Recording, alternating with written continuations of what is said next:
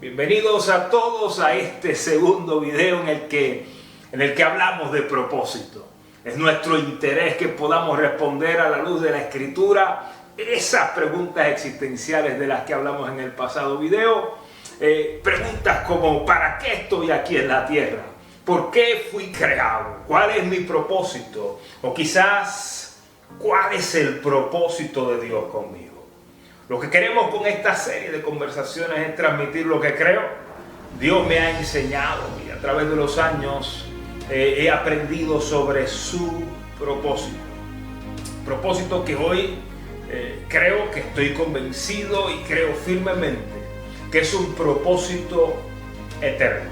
Un propósito que no se limita a este mundo, no se limita a nuestra vida aquí en la tierra o al tiempo que estemos aquí en la tierra. Así que, sin más, hablemos de propósito. Pero si vamos a hablar de propósito, no podemos dejar de hablar de nuestro comienzo. No podemos dejar de hablar de donde todo comenzó. No podemos separar nuestro propósito del Creador. Y es entonces donde solo nos queda mirar, dar una miradita al Génesis, los detalles de la creación del hombre. Creo que es espectacular poder imaginar cómo Dios organiza lo que un día estuvo desordenado. Cómo Dios escoge cuidadosamente crear un lugar para luego formar al hombre y ponerlo en ese lugar al que nosotros conocemos como tierra. Cuando hablamos de nuestro propósito, tenemos que preguntarnos cuáles fueron las intenciones de nuestro Creador. Y es ahí entonces donde nos encontramos con ese relato del capítulo 2 de Génesis, donde leemos que ese hombre que fue formado fue puesto y colocado en un lugar llamado Edén. Y es allí donde nos comenzamos a encontrar con nuestro propósito. Dios nos pone allí en el Edén, y una de las cosas que notamos desde un principio de ese relato bíblico es que Dios tuvo comunión con nosotros. Dios se relacionó con el hombre. Es interesante que también es mencionado que había dos árboles. Uno, el de la ciencia del bien y del mal. Otro, el árbol de la vida. El de la ciencia y del bien y del mal se dice: el hombre no puede comer de la ciencia, el del árbol de la vida no se dice nada, así que inferimos aparentemente sí se podía comer. ¿Qué notamos entonces? Que desde el principio de la creación del hombre, desde el principio, desde nuestro comienzo, la intención de Dios era que tuviéramos vida eterna.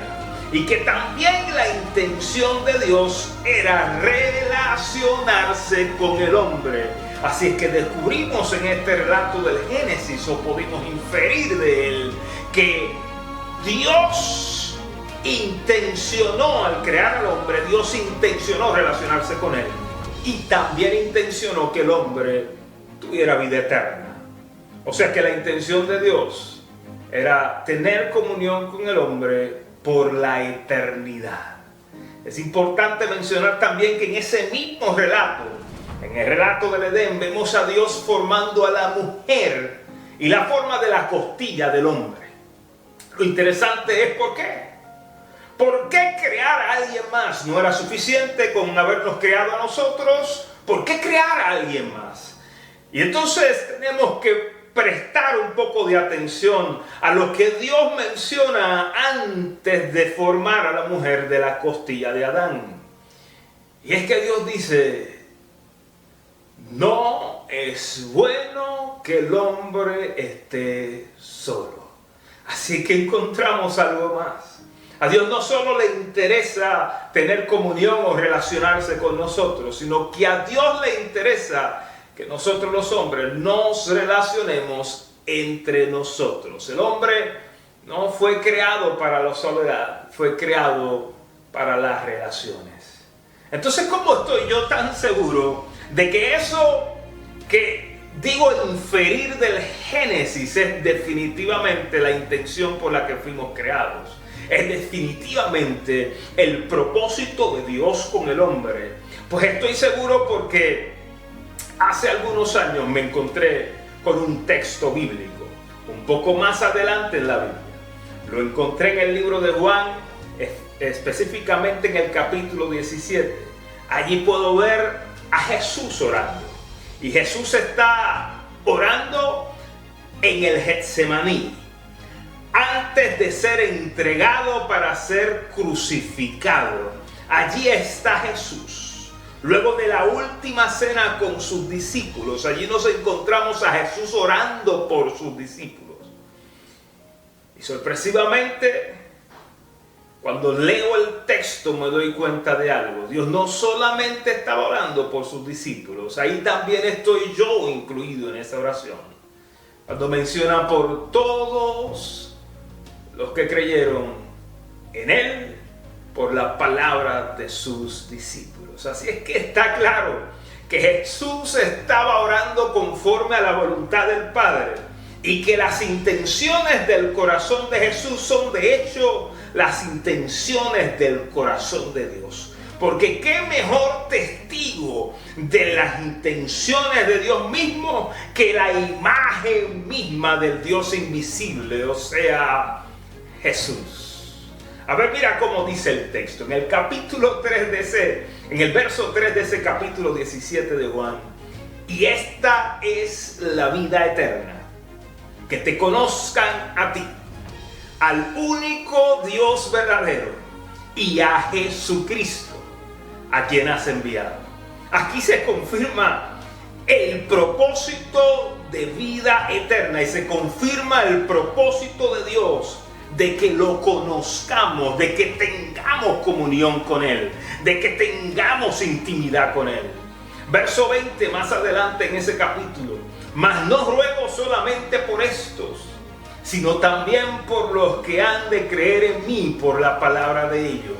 Ahí vemos que estaban orando por nosotros, aquellos que hemos creído. Pero síguelo al verso 21 donde leemos: para que todos sean uno, como tú, oh Padre, en mí y yo en ti, que también ellos sean uno en nosotros. Aquí es donde nos vemos incluidos todos nosotros. Aquí es donde vemos el propósito, la intención original de nuestro Dios, de nuestro creador, la razón por la que fuimos creados. Que seamos uno. Como Dios es uno en el Hijo, el Padre también es uno en el Hijo y el Hijo en el Padre. Que también seamos nosotros uno en Él. La intención de Dios, que alcancemos relacionarnos de forma tan perfecta que podamos ser llamados uno. Cuando hablamos de propósito, tenemos que hablar del inicio, tenemos que hablar de esto. Relaciones, comunión.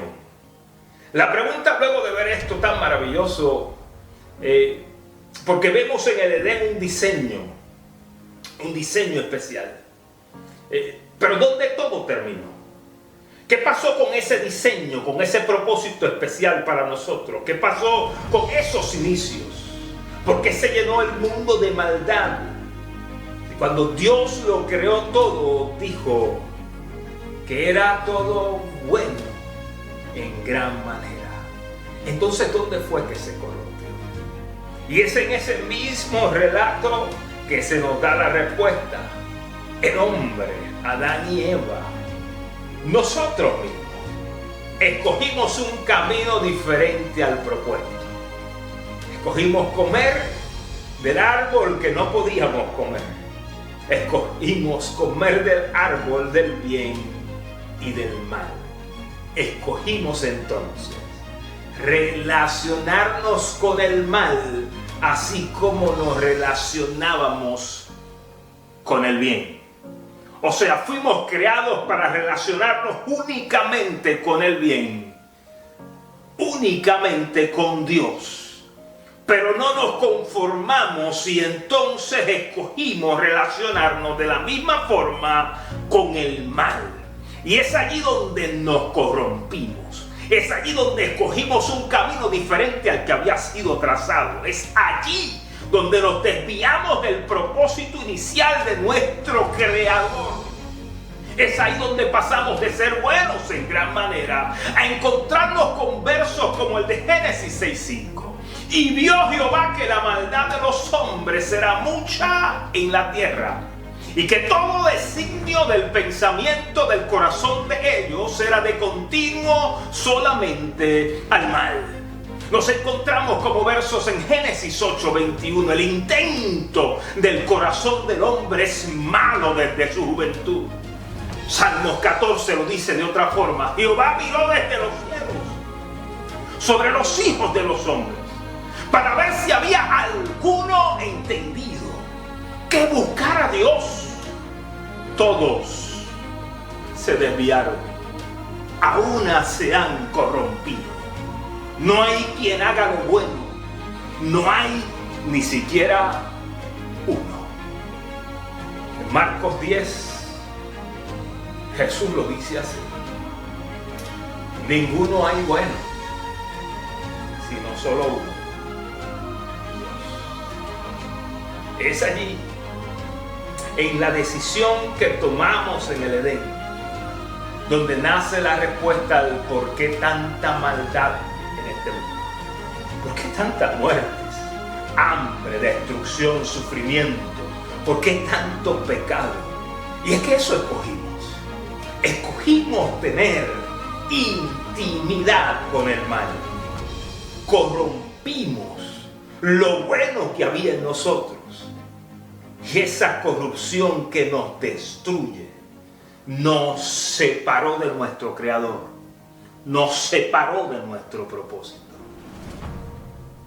Cuando pecamos en el Edén, fuimos expulsados de allí, expulsados del propósito, expulsados de la oportunidad de ser parte de algo maravilloso y perfecto con Dios, nuestro Creador. Así que entonces la pregunta obligada es: ¿perdimos nuestro propósito? ¿Tendríamos forma de recuperarlo? ¿Cómo volver a obtener, cómo volver a alcanzar eso que una vez nos fue otorgado? ¿Cómo alcanzamos, cómo vamos de vuelta al diseño original? Y aquí es donde tenemos que mirar a eso que Dios hace inmediatamente después del pecado del hombre.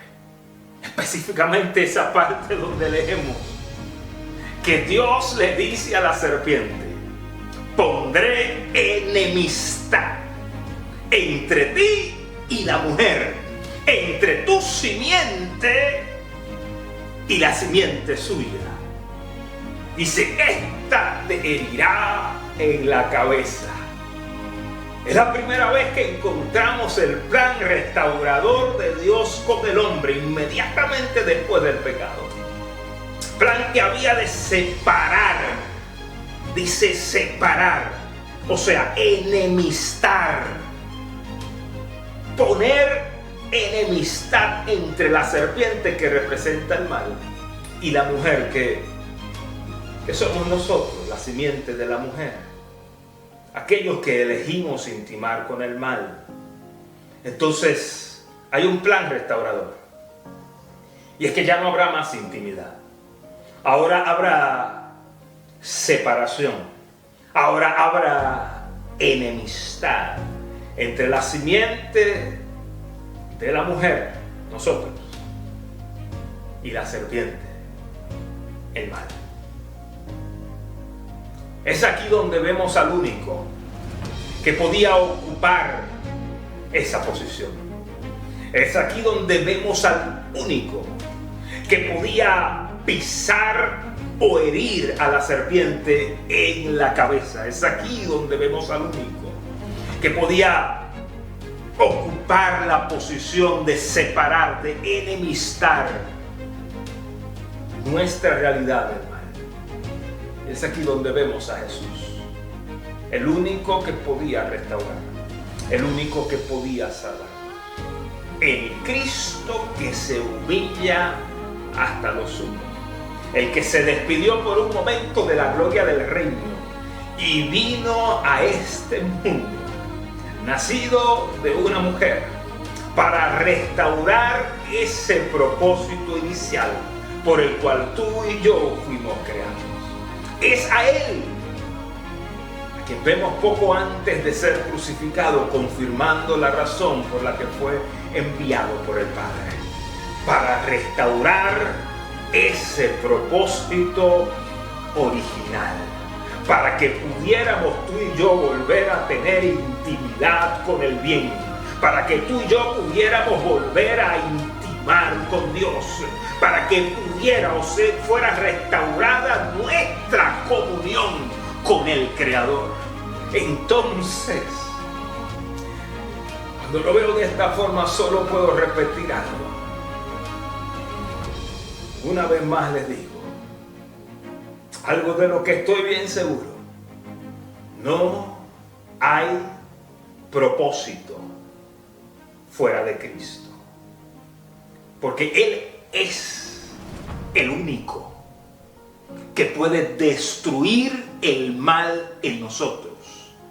Es a través de Jesús y solamente a través de Él que transformamos lo corruptible en incorrupción. Así que hasta aquí esta conversación en Hablemos de Propósito. No se pierda este próximo capítulo donde podremos hablar un poco más con este que le habla, Alberto Mariño.